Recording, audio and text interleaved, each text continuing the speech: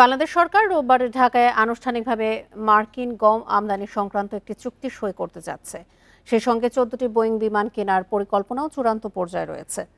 এই উদ্যোগের উদ্দেশ্য যুক্তরাষ্ট্রের সঙ্গে $6 বিলিয়ন বেশি বাণিজ্য ঘাটতি কমানো।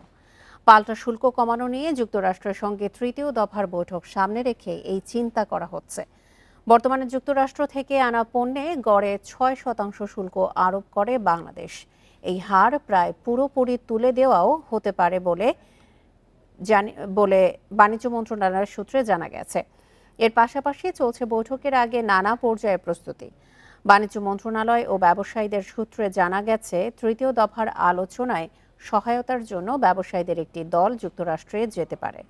আগামী সপ্তাহের শেষ দিকে এই আলোচনা হতে পারে। এই জন্য বাণিজ্য উপদেষ্টা শেখ বশির উদ্দিনের নেতৃত্বে একটি প্রতিনিধি দল যুক্তরাষ্ট্রে যাবে।